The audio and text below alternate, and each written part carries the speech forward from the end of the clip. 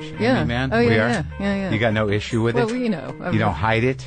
Well, at some point, when it, you know, it's not. You can't. You can't really run that far. Yeah. You look great, though. Thank you. So, well, you're here, and we haven't seen each other in a long time. Yeah, it's been a while. And we were friends there for a while. Yeah. And then everything disappeared. and we moved on from the friendship.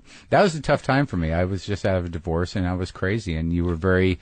It was nice to have a family over there at your pool. That was very nice. Yeah, I liked it. I liked it. I think you were a little crazy without pointing fingers, but also I think also two crazies together.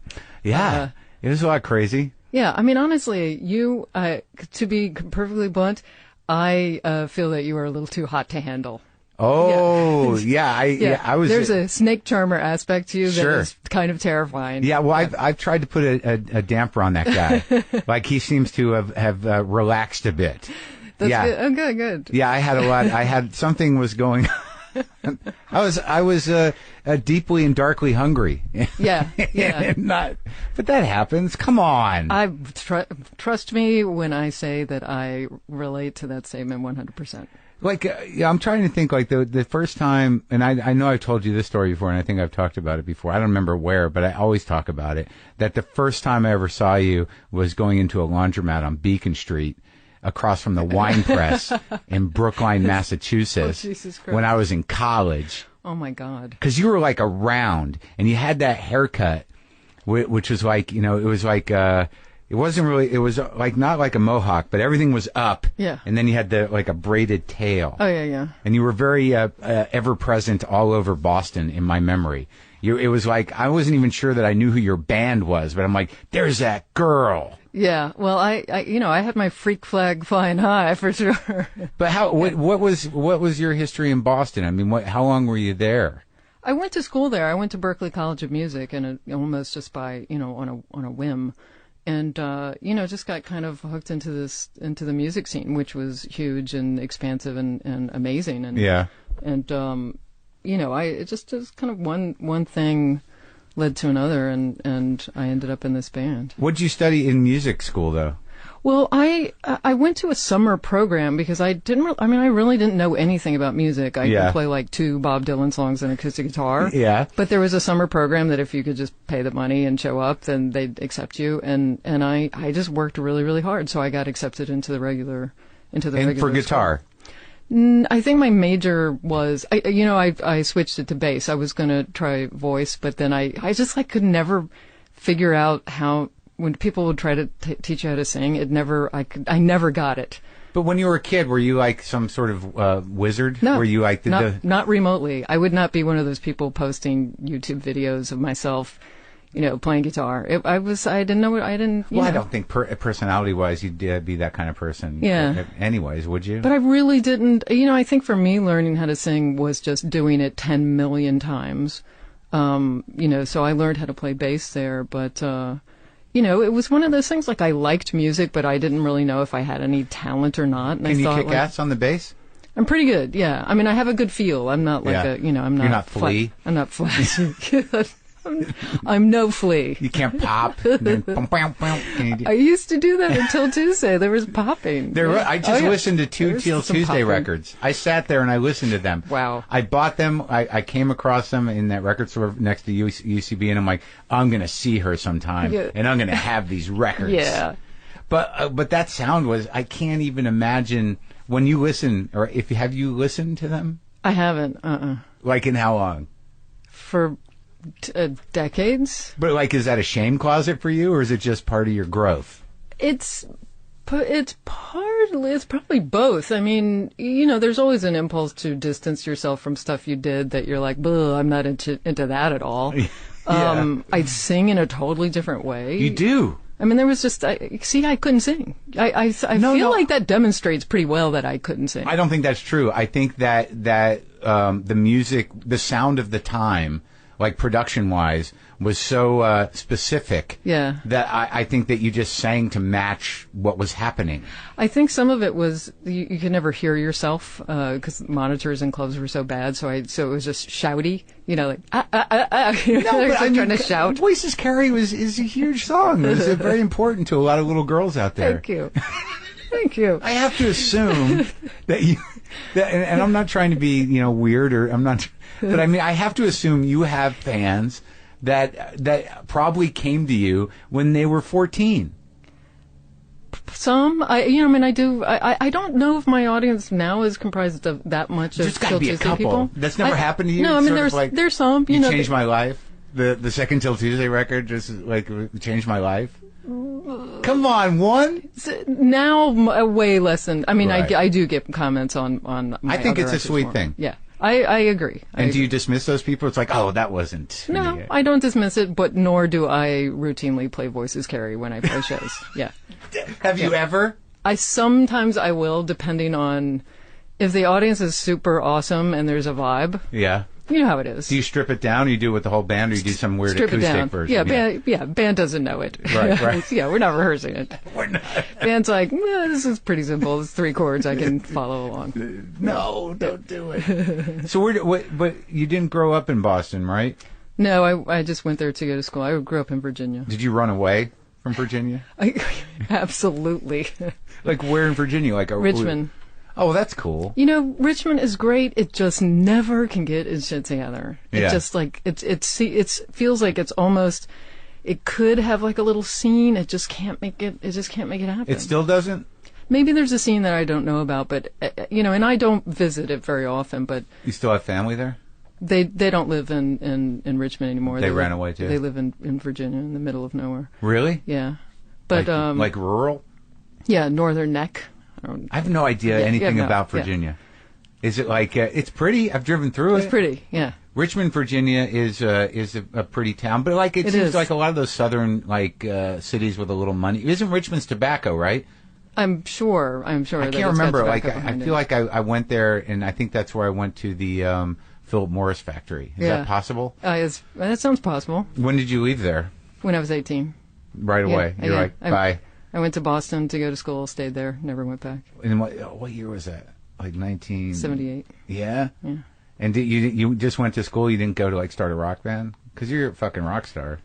I had like this little punk noise art rock outfit The noise art rock called outfit.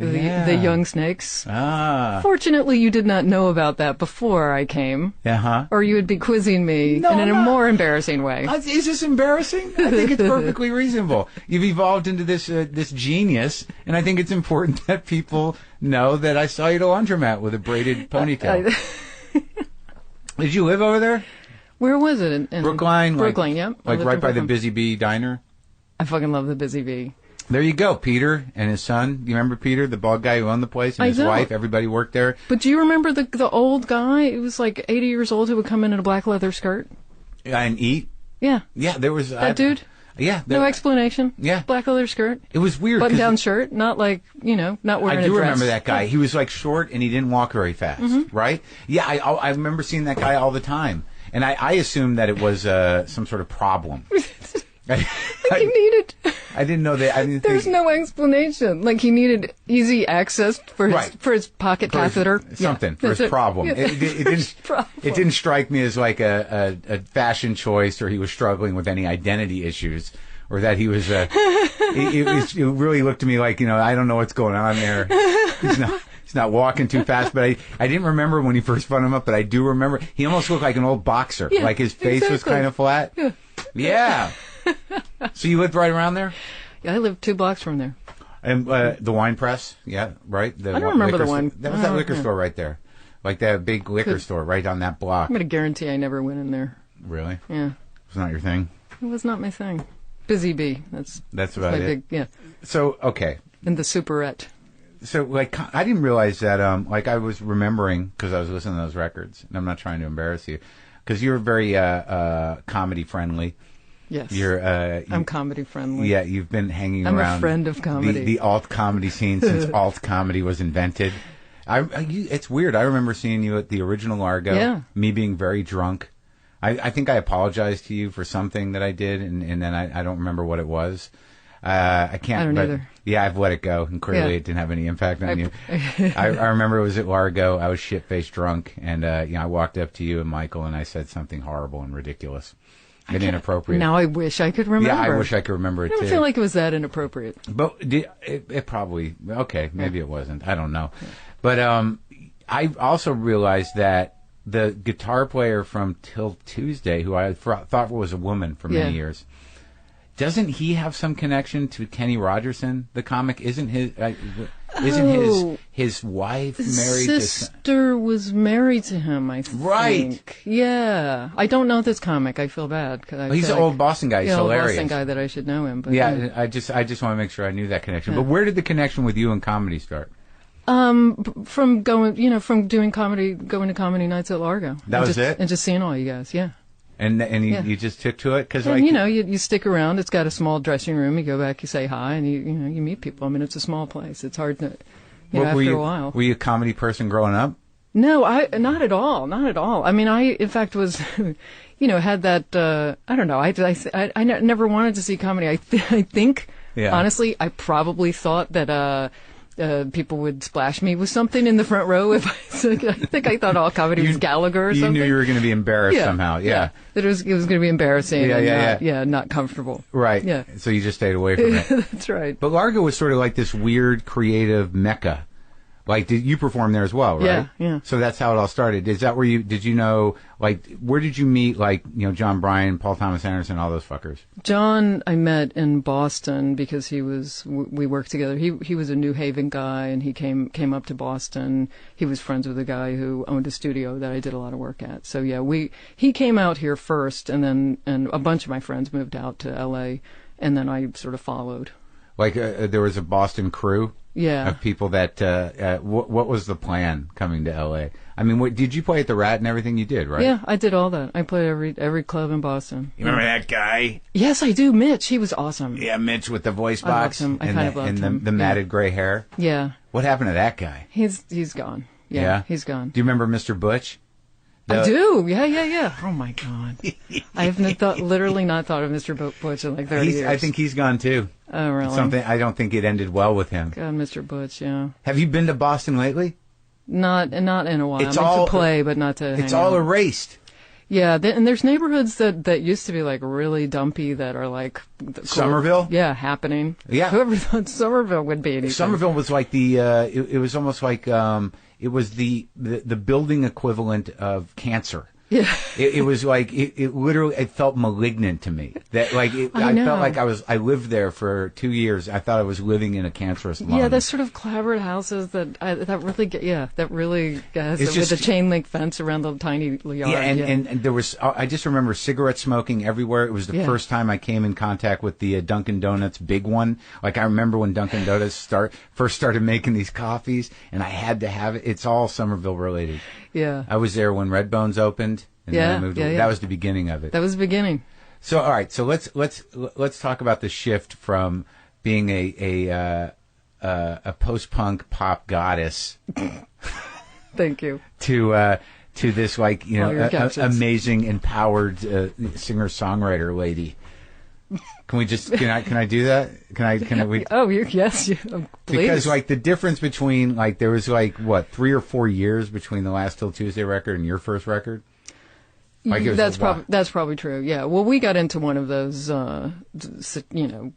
typical record company situations where they said, "Well, we don't know if we want to renew your contract because we're not really into what you're doing, but we don't want to let you go either because you might go have a hit with someone else." And then they just kept so you're prisoner. Yeah, prisoner for 3 years. The whole band was. Well, at that point, it wasn't much of a band. It was me and the drummer, the keyboard player, and the guitar player had left to do other things. Yeah, how'd that work out? Did you all right? If people are happy, good for them. And honestly, I was writing in a totally different style and. Right. Yeah. Well, how does that start? I mean, what because I listen to your music and it makes me thoughtful and sad in a good way. I listen because I can honestly emotionally only handle so much at a time. Yeah. In a good way. Yeah. Are you being insulted right now? No. Oh. That makes sense to me. I'm the same way. I am the same way. I mean, but what made, like, because when I talk to musicians, it's not my wheelhouse. I can play the guitar, but not well. I remember one time I tried to play with... We've done some jamming. I tried to play with Michael, and then it got ugly very quickly. No, what happened? Wait, you were sitting over here that night you guys came over. What did he say?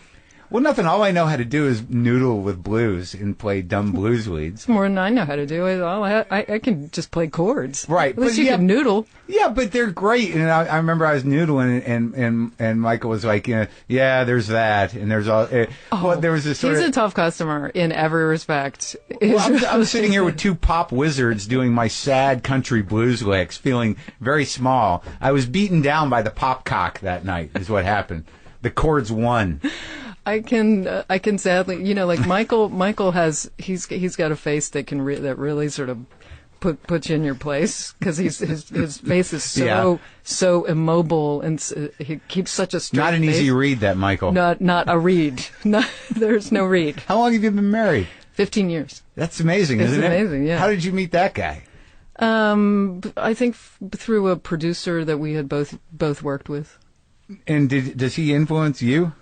Musically? His music has influenced me. Yeah, I mean, not sort of like I hear stuff that he works on now, but having been a fan of his, he has a very interesting approach to chords, and there's certain kind of chords that he uses, and I was definitely influenced by that. Like the whole pop thing, like in terms of using all those fancy minor chords, and like I'm very much a 1-4-5 person. Oh yeah.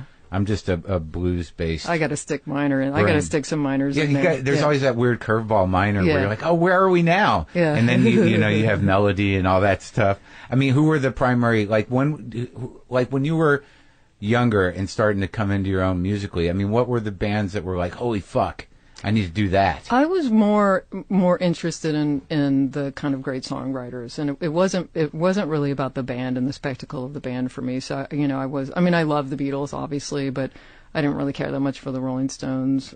See, there you go. Yeah, so you're on that. You're on the other side. I mean, I just bought the Beatles box. I mean, I get the Beatles. I'm not sure you get them. I'm not. Look, you get them. Here's what I say about the Beatles. Anytime I listen to a Beatles album after the first three, I say, where the fuck did this come from? If I listen to Revolver, I'm like, this is timeless. I don't know where it came from. Yeah. They were tapped in. They were channeling some sort of mystical, eternal vibration that I completely appreciate it. I just bought the box. What do you want from me? I'm not going to buy a Rolling Stones box. That's exactly what I want from you. Is that to know exactly, that I bought the box? Yeah. Did you buy it? No. Why? Because you have them already? No, because I'm lazy. I'm literally too fucking lazy to listen to music. When was the last time you listened to Revolver on vinyl? A million years ago. See? Why aren't you living the life? It's ridiculous. We don't even have a turntable set up, or we have one and it's broken, but we're too lazy to get it fixed. You live in that small Gothic castle up there where you live. You can't underestimate my laziness. You really can't. But I remember being over there, and it was like a museum of things. I cannot believe Michael does not have a fucking turntable. We have one, and it's broken. Actually, we just discussed it. That's our Christmas present to each other, is that we're going to get a new turntable, a new amplifier. We're going to set it up and fucking listen to records. You're just going to sit there and listen to records spitefully. We owe this to ourselves. Yes, that's right. We're musicians, damn it. We should have this. Yeah, this is our working out. Exactly. Are you going to buy a fancy tube amp? Yeah, of course. Yeah, tubes. That's what I did. I bought tubes. I love it. And now I sit there and I go, am I telling him a difference? I think I'm telling a difference. I can tell the difference. He will say that he can tell the difference. Of course he will. You know what? That's good enough for me. He has to say that. That's good enough. If he were to say to you, if you were to go out and spend $12,000, which is too much. Don't do that. We're not doing that. Let's say hypothetically, you go spend $12,000 on a Macintosh, and you sat down with Michael, and he said, "I don't get it." You would have to videotape that moment. I would. But what do you mean songwriters? Just like Lennon and McCartney, or Cole Porter? What are we talking? Well, I really, really liked early Elton John stuff. I thought that his melodies are just terrific, and it is amazing, isn't it? And and I kind of appreciated that the lyrics attempted to tell a different story every time. I did think that was interesting. Neil Young, Yeah, he's another guy. Like both of those guys, like outside of a couple records, they're sort of timeless. Yeah. And I think your music's like that too. I think that they're outside of the Till Tuesday stuff, which is production dated. Yeah. That like any of your Heavily. records, like you could be like this could happen anytime. That is very sweet of you to say. Thank you. And That's exactly the compliment that I would like to get. you're a timeless artist. There's nothing dating any of your except for your emotional fluctuations throughout it all. So, sometimes up, sometimes much not up. What is what is the uppest? Are there celebratory songs where you're No. Have you ever written a song where you're like, oh, this is too fucking chipper? You know what? As soon as I start, it's just boring. I mean, it's dull to me. I just think it's, I can't keep an interest in it. Like it's, writing because, a happy song? Yeah, I mean, I guess because, I don't know, like supposedly the essence of drama is conflict. So if there's no conflict, it's just, there's no, like, it's not, it's just not that interesting. When was when you started writing songs that were more in the voice that you sing in now and that you feel in now? Was it because your voice is completely different and obviously the writing style is completely different? Was there a moment where you knew that you were onto something? Can you write for yourself effectively? Like, was there a moment where you're like, oh, this is who I am? Yeah, there's probably songs that were more in the wheelhouse or inspired by the older stuff that I used to listen to, like like Neil Young-y acoustic guitar stuff. I think that is always kind of more in my wheelhouse. That's where I feel like really solid. Do you think that Neil Young plays exceedingly long guitar solos live? I've never seen him live. What do? You just sit at home? There's a lot of sitting at home. You've never seen him live? I go to comedy shows. What do you want? I have a life of some. You just did a video with Tom Sharpling for your song? I know people. And that was based on your old video, Sometimes right? there's iChats.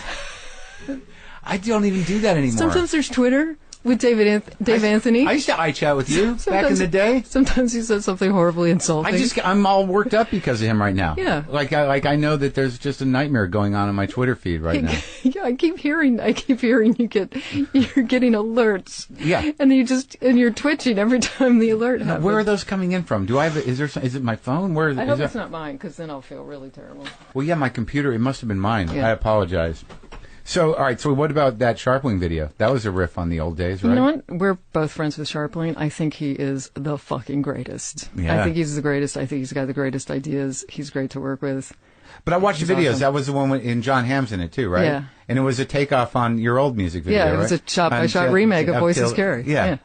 And was that? It was very funny. It was really good. Not my idea. It was all Tom's Of course. idea. Yeah. And to see John Hamm actually do some character work, that was that was good. Unusual to see him do comedy. No, he never happens. He tries to. I mean, he does it. He shows up in movies, but he's usually some version of himself. That was literally the first time I ever saw him do sort of a broad. Oh, he's done kind a of ton. like- He's done a ton of comedy. Right, but Yeah? but that broad, like he was actually like talking in an accent and doing the whole business. No, that's true. I think John Hamm's pretty great. All right, so let's talk about all the fucked up relationships that made great songs for you. Oh my god. Oh yes. Oh yes. Let's write a list of names. Let's decode some of the albums. Like what was the last one? I was listening to The Forgotten Arm. Now, are there a lot of songs based on a particular person on that album? Yeah. And who's that person? A friend of mine who is a very hardcore drug addict. Yeah. Who probably is not sober to this date. Yeah. And it's someone you used to date back in the day? No. Just a friend of yours? Yeah. Well, I mean, because I know that, like, I am a drug addict person, and I'm crazy. Yeah. And I know that that you're not. Oh, I'm fucking crazy. I know you're out of crazy, your but you're mind? not a drug addict. No, I'm not a drug addict. You're the compliment to us. Yeah. And so, what was the relationship with this? What's fascinating about, what was his struggle that resonated with you? I think I relate to the drug addiction struggle because I relate to the intractable obsessive thinking. Yeah. And I've struggled with that all my life, and anxiety and depression and just literal craziness, like where you're doing and thinking and saying things that are completely antithetical to your value system or what you consider your personality, and just acting like a crazy person. Yeah. Have you figured out how to fix it? you know, Can you help me out? Yeah, but you know the answers. I mean, you know. I know we have the same approach. You work the program. A bit.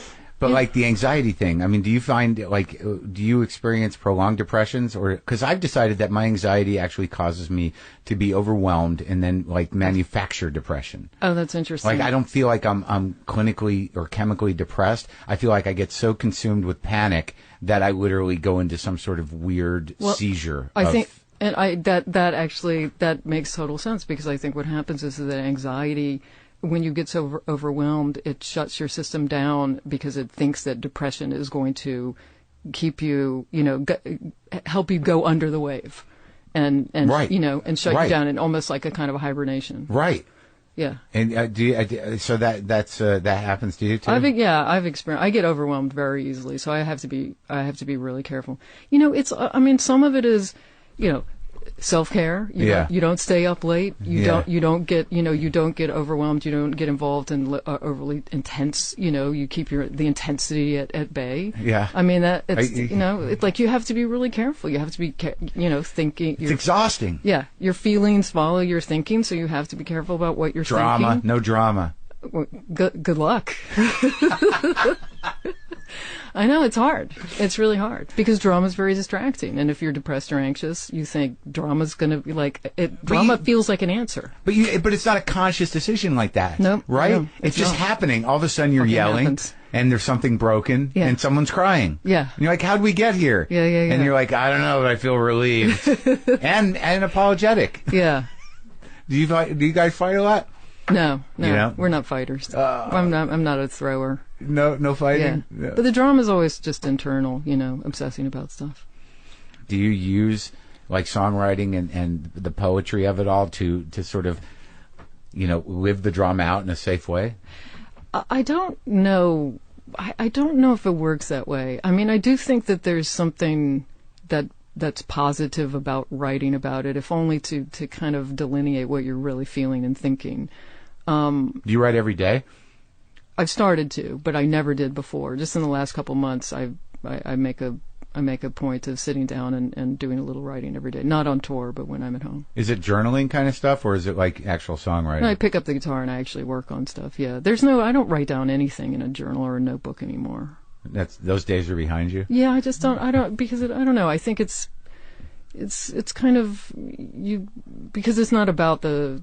You know, what you're working on is I don't know, it's more about staying present. You have to stay present for the song you're working on. You know, you kind of making notes on other thing and then trying to jam them into the thing you're doing now. Does it usually start with like a phrase? It's always starts with music, almost always. Really? Yeah.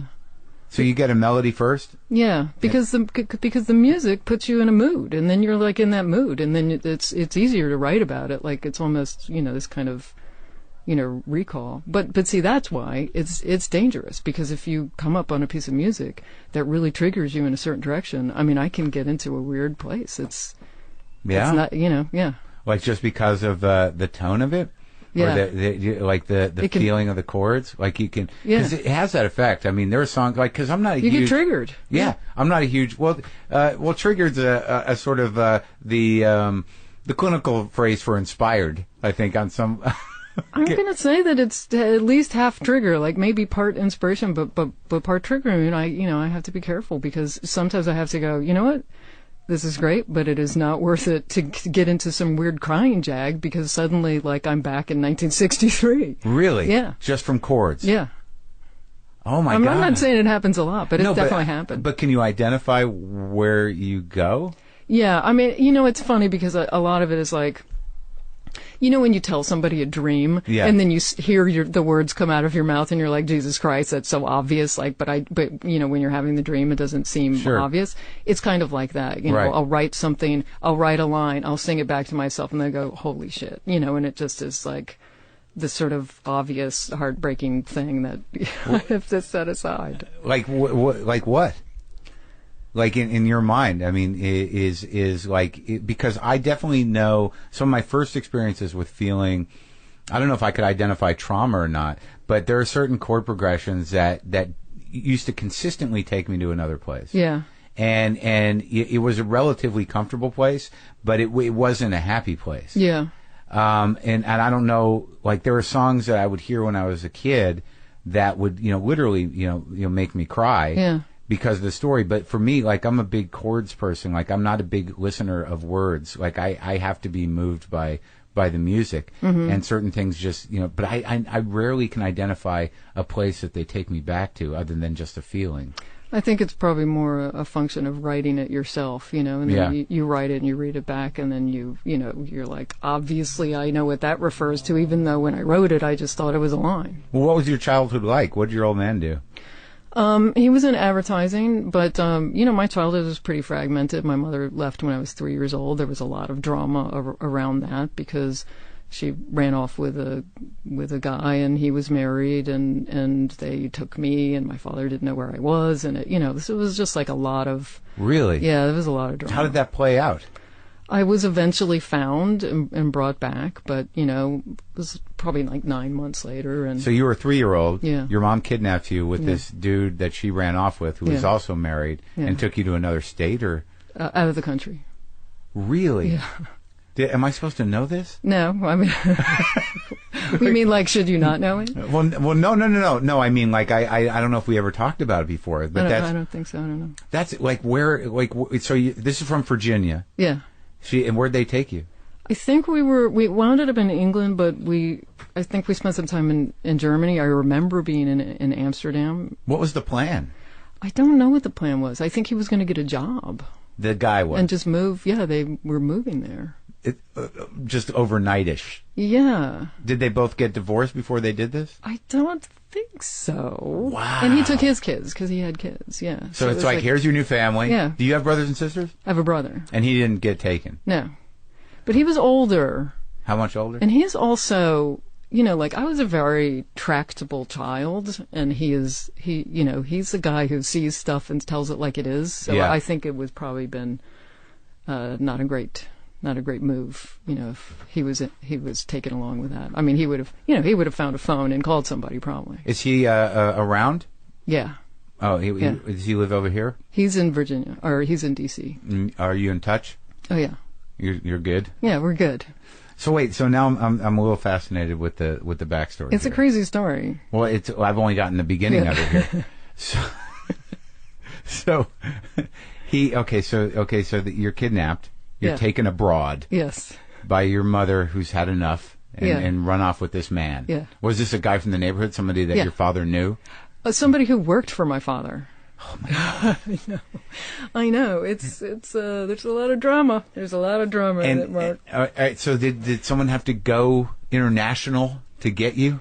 My father had hired a private detective, but I think he found out where I was by accident because he was in advertising. He was in the same business. Yeah. And I think how I was found was that my father just, in the course of doing business, had run into a guy who said, "Oh, I saw that guy that used to work for you," and it was him. And he was like, "Oh, where did you see him?" So you were just missing? I was missing. And your mother was just missing? Yeah. So there was all that for your dad was like, are they dead? No, I mean, I think he knew what the game, Right. Yeah. I'd gone, I was visiting them and I never came back. She never brought me back. Yeah. Okay, so does your father fly overseas and get you?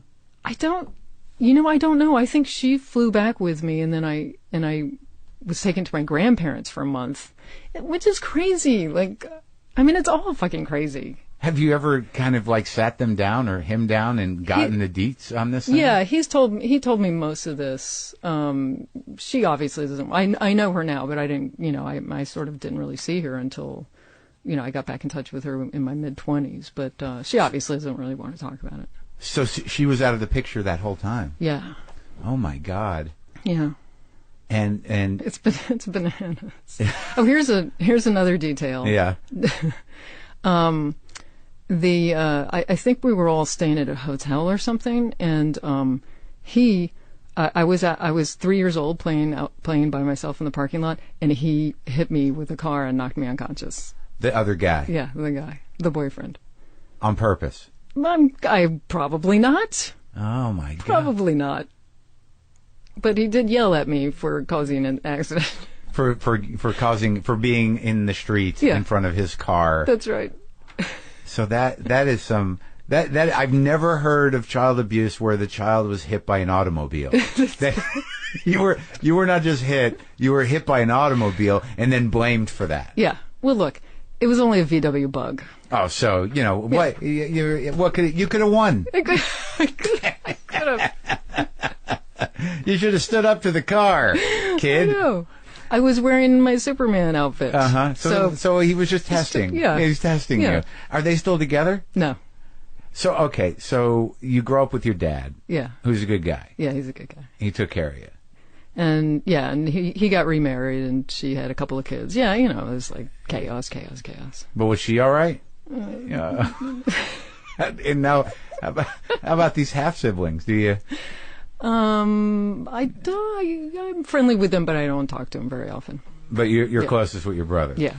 And you talk to your dad occasionally. Yeah.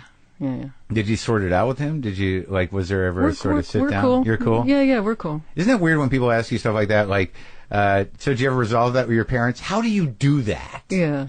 I mean, there's no conversation you can have where you're like, all right, can you just, give me back what you took, or could you give me what you didn't give me? Yeah. Now? And they're like, no. It doesn't. All right. And you know what? It doesn't work. I mean, honestly, like my attitude is life is messy for everybody. I mean, that's a good way to It's fucking think of hard. it. It's hard out there, man. And I get it. Like I get. I certainly understand and have compassion for why you make decisions that don't seem smart and end up damaging other people, because it's sometimes the right answer is not obvious, and like everybody's crazy, right. Like everybody's operating at a deficit, and everybody's operating out of obsession and fear and desperation and longing, need for relief and comfort. Yeah, I get it. So nurturing. Yeah, life is messy. So it fucking is, right? I know, man. It's not hard for anybody. It's not easy for anyone. I don't think so. Isn't that weird when you realize that? Yeah. Because I was at a thing yesterday, the secret meetings, and they were talking about humility, and there are these words that get thrown around a lot, like humility and self-centered fear and that kind of stuff. Yeah. But when you really start to realize that, all that fear is so infantile in the way it's formed. It's like, why can't I have that? Or you can't have this. Yeah. Yeah. Don't take that from me and please give me that, or I'm not going to get enough and that kind of shit. And then humility, like, I don't think that I was a full person until my heart was destroyed. Yeah. And and I don't know that that's an unusual way for it to happen. It's sometimes that's the way it has to happen. I mean, like it sounds to me like with you, and I think that with me as well, because of emotional neglect, that people underestimate just how fucking heartbreaking all of it is. Yeah. It's a rare person that was so thoroughly nurtured and properly cared for that original heartbreak doesn't exist. The heartbreak of being born. I know. And parenting's hard. Parenting's hard. I don't know how people do it. I really don't. How come you've avoided children having them come out of you? Well, or buying one? I never really wanted to. I mean, I never had that maternal thing where, I don't think babies are that cute. I think kittens are cute. That's as close as I can come. Yeah. I don't really have a maternal thing. I just thought it would be a disaster to have a child. And also, like, I think you really do need to have a consistent role model of parenting. Yeah. To pass that on to your kids. And you know what? Easily overwhelmed, easily stressed, prone to heavy panic and anxiety. That's not a great parent. It's not good for a kid if they're panicking and you're like, I don't know what to do either. Oh, totally. Yeah. I had those parents. Yeah. Oh God, it's terrible. Yeah. And then you're like, what? I'm 3. I'm supposed to figure it out? No guidance at all here. I'm a toddler. You want me to figure out? Yeah. Oh my God. So, but the humility thing, like, I just, like, the great gift of being left, which we became friends for that brief window in time right after that shit went down. Yeah. And, there was no seeing my way through it at that time. I was devastated, but, as the one thing it taught me was that my own personal emotional limitations, to sort of there's nothing like heartbreak if you handle it properly, to realize that like you don't have control over other people. Yeah. Things are going to happen that you don't see coming. Yeah. You may have behaved in a certain way. All the things that you're supposed to learn as an adult can happen with heartbreak if you don't get bitter and decide to hate women. Yeah. In which direction did you go in? I went the good way, the hating women way. I'm going to protect myself from all of you. Yeah. No, I'm very. I'm much. I was humbled, and I needed it. It's tough to really fully accept, and I, part of the program, like I work on this literally every day, the idea that you cannot control other people. You can't control what they think. They are going to think bad shit about you, maybe.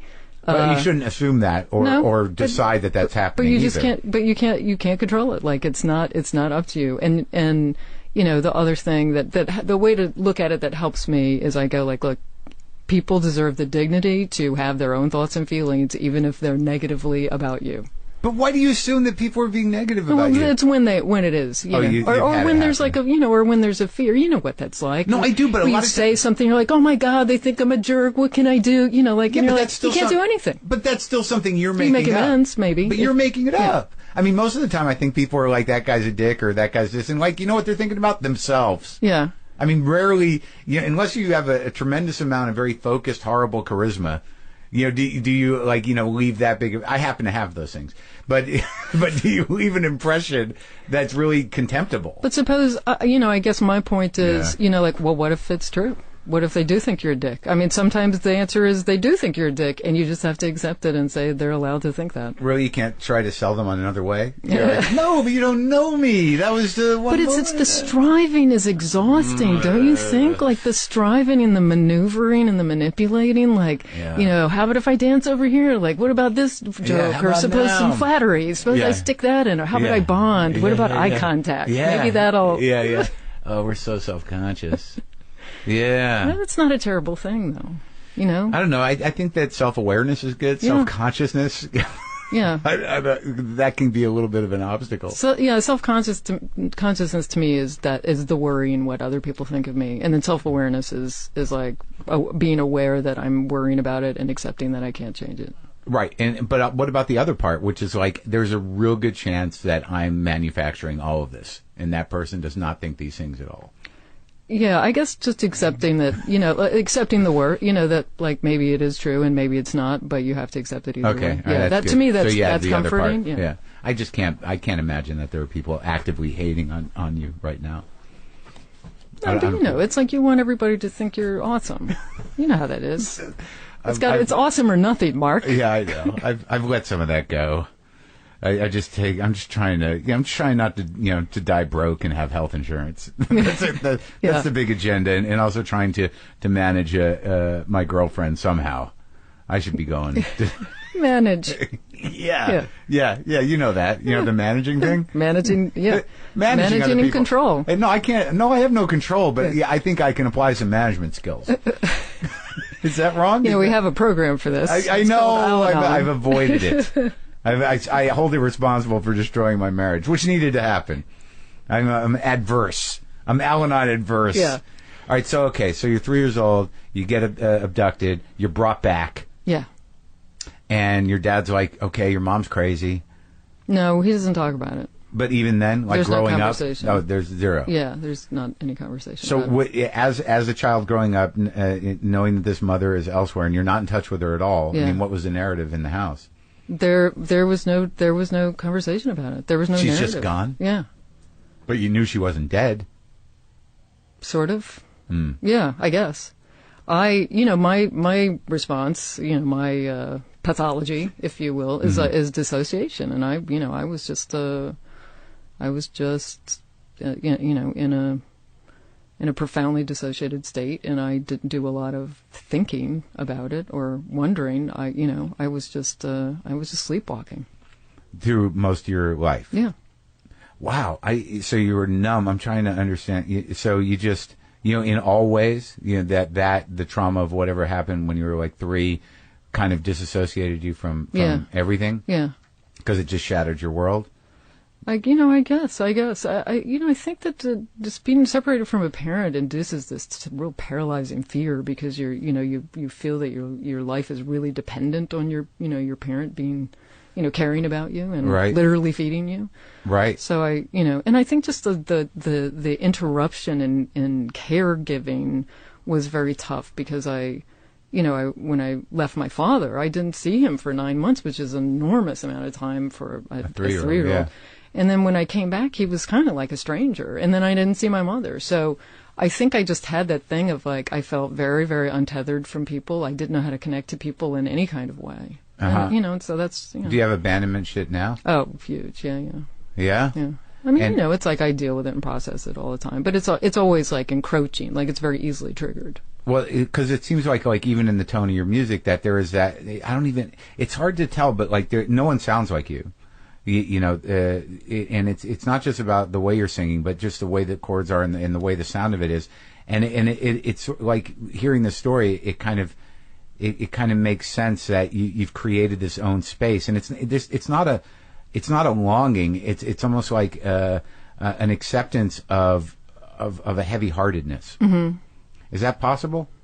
To accept? No, I mean in the sound of... In the sound of... Probably. I mean, I'm sure that the chords and the melodies that I gravitate towards, I probably gravitate towards because they have a certain resonance, for me, for my, like whatever the bigger things are. And when you reached out to your mother, when was that? What brought that on? My brother worked in the town that she lived in and got in touch with her. So, we saw her and, You went together? Yeah. I mean, he called you and said, I found her. Yeah, and then he got in touch with her, and then we went out to see her it was like on Christmas or something. And what state was her life in? I don't know. I think, I honestly, I don't know how to, I think she's kind of depressed maybe. I mean, I don't really, But what was the feeling when you did it, when you showed up? I mean, was she open to it, or did you kind of like, Yeah, but I do always have the sense that there's, just she doesn't want to really talk about the past too much. And does she have another family and whatnot? She had two kids with this guy. Oh, really? And I'm friendly with them. Really? Yeah. Yeah. Are any of them in show business? My sister Gretchen Seacrest is her name. She's an amazing painter, and she kind of writes poetry and she writes songs. She's unbelievably creative. This is your half sister. Yeah, she's kind of phenomenal. And my brother Christian is he sort of does advertising, but I think he paints and he's artistic and and they're like very super creative family. Wow. And advertise. I mean, was your dad like a madman kind of advertising? Was it that era? He worked in the advertising department of a pharmaceutical company. Yeah, so he was like the client. Yeah, more the client. Take these. Yeah. Well, Robitussin. Oh, okay. Not that exciting. So you've handled this argument before. Take the Robitussin. Yeah. You cough. Yeah. It's not like Happy Pills. It was just cough syrup. It's not bad. Yeah. It helps kids. You said that quick enough to know that when you've introduced the idea that your father was in advertising for the pharmaceutical companies, you got a lot of those looks like, oh, a bad guy, huh? No, it's cough syrup. Cough syrup's it's good. It's nice for kids who are sick. And so is it interesting to you that when you and Michael got together, because he comes from a fairly publicly nutty family. Yeah. He's got a couple of nutty brothers. I mean, what was the interface there? Were you guys together? Did you form like a human island of protection from the nuttiness around you? I think Michael's response to his family was to go into his room and play his guitar, and I think that was we probably were pretty similar in that. Disassociated. Both in our room focusing on some other thing. Yeah. When did you start doing the guitar? When I was like 12, I got mono, so I was out for 3 weeks and I was super bored, so I taught myself, some chords on the guitar. And whose guitar was it? One of my brothers. Just hanging around? Had gotten it for Christmas. It was back in a closet. Were your brothers like rockers? No. No? They were One of them was kind of sporty. How many you got? One of them was like a. Oh, you have one whole brother. Yeah, my real brother I think was more, the bad seed of the neighborhood. He was kind of a bad boy. And, yeah. Yeah. Like what? Knocking mailboxes off and. Probably. Yeah. There's probably some mailboxes getting knocked off. I think mono has helped a lot of creative people make that first leap into. You know what? Being stuck in one place and bored out of your mind is the key to creativity. Yeah. And once you started playing guitar, that was it. You sort of felt like that was the magic. I mean, honestly, like once again, I was not like I didn't really have that much talent. I mean, I could play a couple of songs and I liked it. You have I liked the idea of it, but I really talent. You have immense talent. And maybe it was not realized at that moment. I think that what was key for me was learning some stuff, learning some structure, and how chord progressions work together. And as soon as I learned that, it really opened a door. But I'm a person who needs a lot of structure in order to be creative on top of it. You paint too, right? I do some, yeah. I mean, I remember there was painting going on. That's some real amateur shit, yeah. And you have cats. Love the cats. How many you got? 2. I lost one, I know. I'm sorry to hear that. What's your cat situation now? I got the 2 inside, and they're acting all freaked out all the time. I don't know what that's about. It seems like Monkey has lost a patch of hair. I don't know where it went or why. Yeah. You know anything about that? Just a bald... There's a bald patch. Was it just a fight patch? Or no, I don't know who he's fighting with. It's weird. There's no blood or anything. I just noticed it today. Yeah. I heard sometimes that fleas can cause hair loss. Oh, I don't like that. Yeah, you. Do they run? They run around outside? No, they don't. No. I don't know what the hell. All right, I can't have the worry. What cat place do you go to? Los Feliz Animal Hospital. Oh, that little place. Is it good? Yeah, but I mean, I go to Gateway. We haven't been there in a while. Yeah, you don't want to take them in. Are you? Yeah, I know. You really don't want to. It's the worst. Yeah. Yeah, I have 2 in the house, and then there's now I think the strays that ran off Boomer. I don't know what happened to Boomer. Yeah. I'm assuming a coyote. It's either a coyote or he's living somewhere. Yeah. I hope he's living somewhere. Picked up another house. Yeah, I guess they do that. What the fuck is that about? I don't know. Better food? Yeah, what were you feeding him? Dry food? Yeah. Was. Someone put out some wet food, and that's the end of it. Just like people. You got taken by wet food. Yeah. The wet food pushers down the street. What the fuck? So now I got this weird black deaf cat. There's a deaf stray cat. You imagine that life? What do you mean deaf cat? Deaf cat. He can't hear. Can't hear anything. And he's living in the wild, cannot hear. That's crazy. It is crazy. Wow. Like you can walk right up to it, and he won't know you're there until he sees you, and then he just explodes away. It's not good. He almost disappears. But he's been out there for like a long time. Maybe he's got a great sense of smell. It's phenomenal. Okay, so Paul Thomas Anderson. What's up with that guy? I rarely do the gossipy type of approach. Best segue ever from Deaf Cat. He would understand. Paul I haven't seen in... You're not friends with him either? Forever, yeah. Was there a debacle with the Magnolia soundtrack? No, he's, he got busy doing movies and living his intense life. And Is he intense? He's pretty intense. Did you see that new movie? I loved it. Yeah? Yeah. It was something to look at, right? Yeah. I think they should have just fucked, though. I mean, really, it would have, at the end. The dudes? Yeah. Was it? Would that have been too hard? Is that too much to ask? Yeah. That they just get it on? Yeah, at the end, I mean, come on, isn't that what we're working towards? He's just going to sing to him? Like, let's get it on here. Let's resolve this fucking thing. If you're not going to write about something, if you're going to make it a love story, consummate it. You didn't feel that? I did not feel it, but you have other desires and urges. I don't know if it's based on that. Yeah. I was trying to be objective. Yeah. It's a film critic speaking there. Yeah. I think that was a love story. Wasn't it a love story?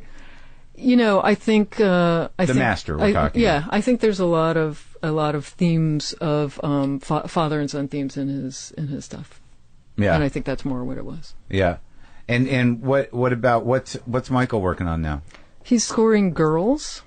Oh, he does? Yeah, and I think there's a movie he's working on. Yeah, he's doing a lot of scoring stuff. You talk like he lives in a different house.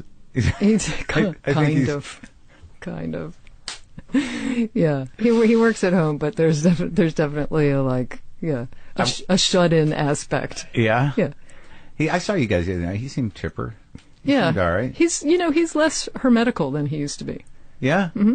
That's good. I'm glad to hear that. You got to come by the pool. Like, we redid that whole thing.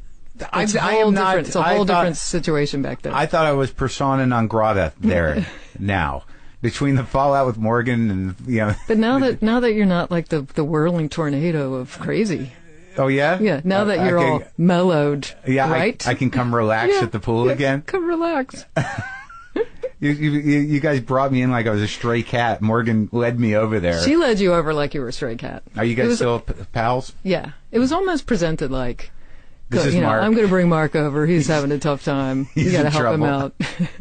He needs to sit by a pool. Look, I'll try. I don't think I was very much help for you, but I tried. No, it was good. I remember making you listen to some song that I thought was I remember what it was. You know, it's weird when you're heartbroken. There are these songs that just click with you for no fucking reason, and you want everyone to hear them because it's like, this is helping me. Yeah, don't you hear the magic of this song? This is my soul in song form. Yeah, here it is. Yeah. You didn't go for it.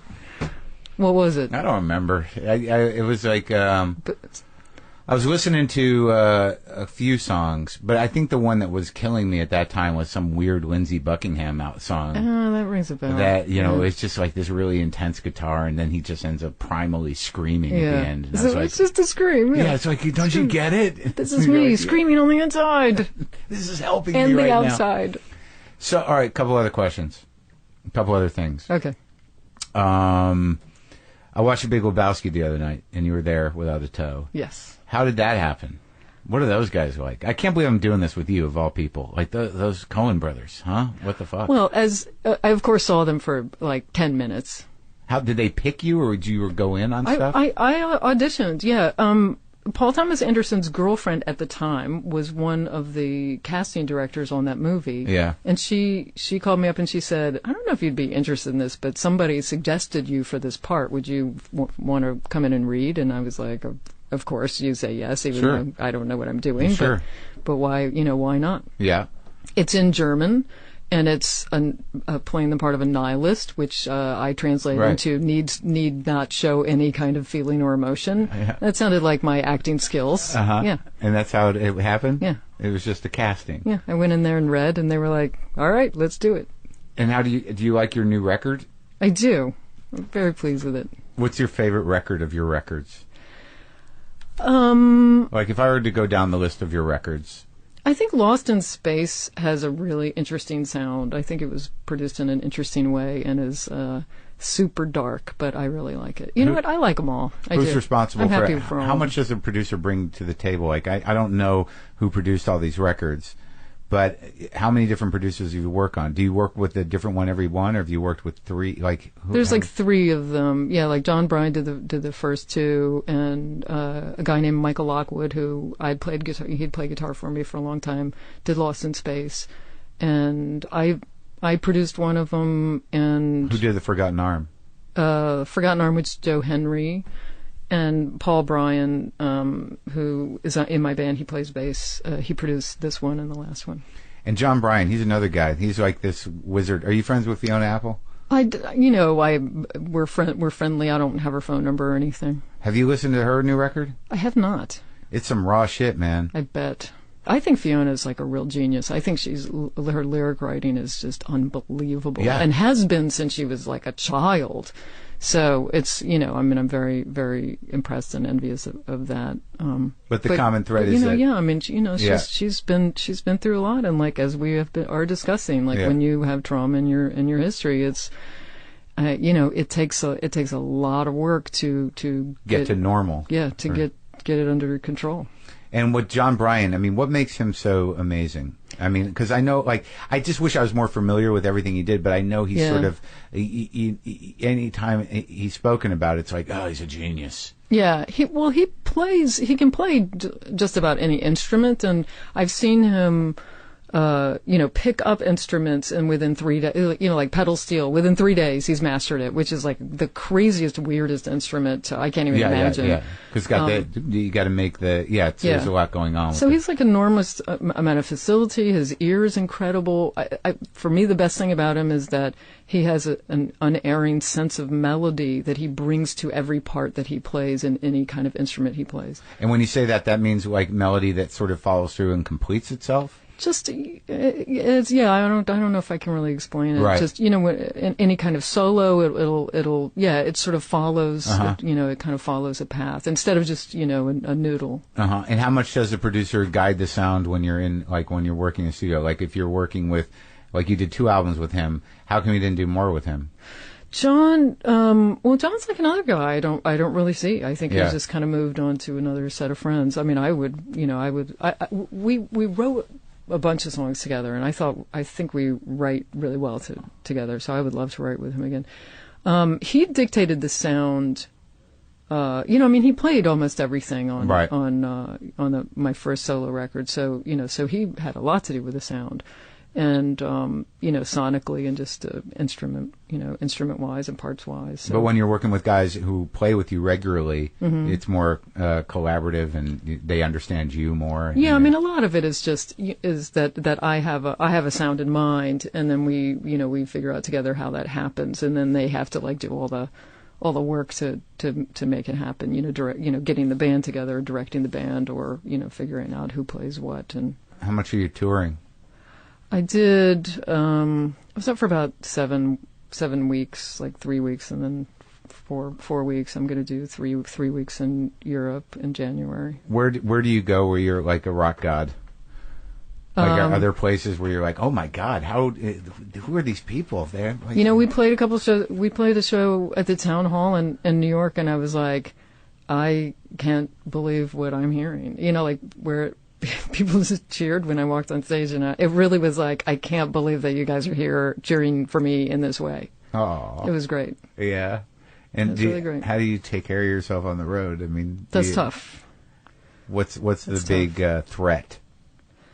Interrupting your sleep a lot. You sleep on the bus. Sometimes that's not so easy. I keep waking up in the middle of the night. It gets very lonely. I mean, although your people around, your band is always around you, so that's really nice. But there's sort of weird pockets of loneliness. I know. And just the extremes of being on the road, which is like you're lonely, you're lonely, you're lonely. Like everyone loves you, and then you're lonely, you're lonely. It's so strange. Wait, don't do anything, go, it's over. Right, over and over again. Yeah. Oh my God. So it's hard to stay stable. There is a weird loneliness that happens almost immediately. Yeah. On the road that I can't quite explain. Yeah. Because I've gotten I travel with people, so I'm lucky, but I've gotten better with it. I've now actually look forward to a nice contained hotel room without any of this shit around, with no cats around, with no household worries. It's completely turned for me. Yeah. I go on the road and I'm like, I just hope they have free breakfast at where I'm staying, and I'm going to be great. Yeah. If there's good Wi-Fi and free breakfast, it's fucking beautiful. It's amazing too, because it is a weird combination of you get irritated at the smallest stuff, and you feel like such a dick that you're mad at it. Why can't they put the fucking light switch in the same fucking place in every hotel? It's on the base of the lamp. Oh no, it's at the top of the. This is horrible. Yeah. So you get mad at that stuff, but then you're so pathetically grateful. Oh my God, free Wi-Fi. Oh, thank you, God. It's the best. Yeah, or now the hipster hotels have the cards that you use for lights that you can they do them in Europe, like that, and it's why? I'm like, fuck this, and I just leave a one in there the whole time. But there is a loneliness that I've never quite been able to understand. Yeah, that happens the